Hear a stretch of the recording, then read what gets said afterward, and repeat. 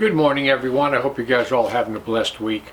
Hey, we got a little bit of noise pollution today. We got the garbage men are whipping through the neighborhood. I got the neighbor's dog yapping at some squirrel over here on the fence. But this is the first chance I've had to make some videos this week, so I figured I better get out here and do it. So listen, I wanted to talk to you about some scriptures in the book of Mark. And we're going to start in verse 8:34 to 37. Or 38, and this is what it says. Whosoever will come after me, let him deny himself and take up his cross and follow me.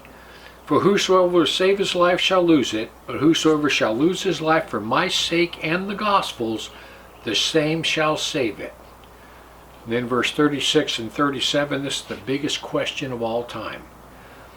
For what shall it profit a man if he shall gain the whole world and lose his soul?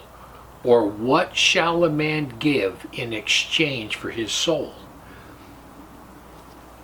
Guys, listen.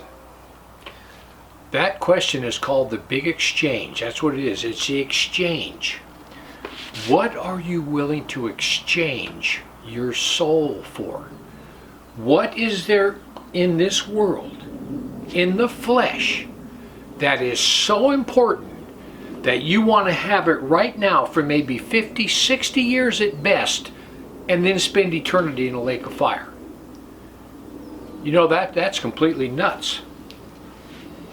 You know, I've often known many people. I got one daughter like this.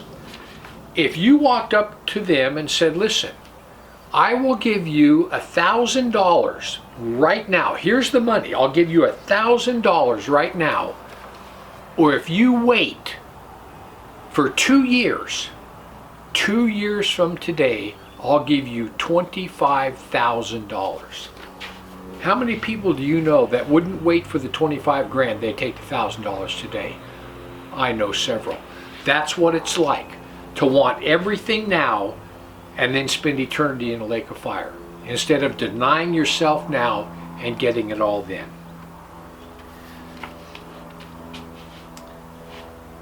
Mark 11:12 to 14 goes on to say, and on the morrow they came to Bethany, and he was hungry. And seeing a fig tree afar off with leaves on it, he came, if haply he might find something there on it. And when he came to the fig tree, he found nothing but leaves, for it was not the time of figs yet. And Jesus said unto the fig tree, let no fruit bear on thee henceforth forever. And the apostles heard him say it. And in the next morning they passed by, and they saw the fig tree dried up from the roots. And Peter, calling to remembrance, said unto him, Master, behold, the fig tree that you cursed, look at it, it's completely withered.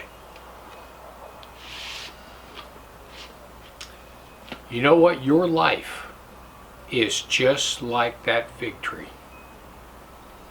Your entire life, your guardian angels are putting together circumstances, bringing people into your life, just waiting for one day for you to respond to the gospel. One day for you to say, you know what, Lord, this is not working for me. God, this is not working for me. Lord, would you show me a better way? Lord, would you forgive me? And Lord, I know that Jesus died on the cross. I accept that. God is waiting for that to happen. But listen.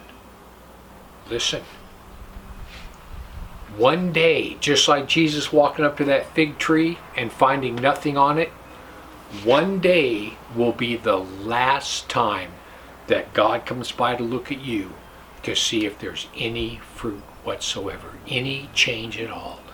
One day, just like this video you're watching right now, you're going to hear the message of the gospel for the very last time.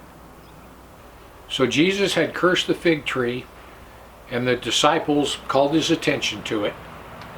And then he said something very strange to them. It's found in Mark 11:22. And Jesus said unto them, have faith in God. 23 goes on to say, for verily I say unto you that whosoever shall say to this mountain, be thou removed, and be cast into the sea, and shall not doubt in his heart, but shall believe those things which he saith shall come to pass, he shall have whatsoever he says. Therefore I say unto you, what things soever ye desire, when ye pray, believe, and ye shall receive them. So Jesus cursed the fig tree, and then he goes on to tell the disciples, you see what I just did? You can do that. He said you can do that. Anything you pray about, if you believe in your heart and it's according to God's will, you're going to get it. But then at the end of that, he puts a stipulation on it. Verse 25 is the stipulation about anything you pray for. He says, and when you stand praying, forgive. If you have anything against anybody else, forgive, so that your Father in heaven will forgive you. He says, if you don't forgive, neither will God forgive you.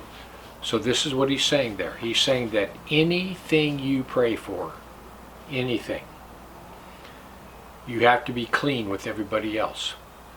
There can't be anybody you haven't forgiven. There can't be anybody you hold a grudge against.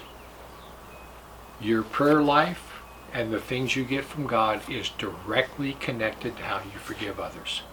That's what it says. So guys, two things I want you to remember about this. One day you're going to hear the gospel for the last time. That's an absolute fact.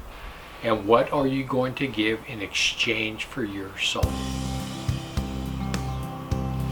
And next, anything you ask God, anything you pray about, if it's according to his will, you will get it if you don't doubt. But when you pray, you have to forgive others in order for your prayers to be effective. Anyhow, I just want to give you something to think about. Heaven or hell, you choose. Just remember, once you take your last breath,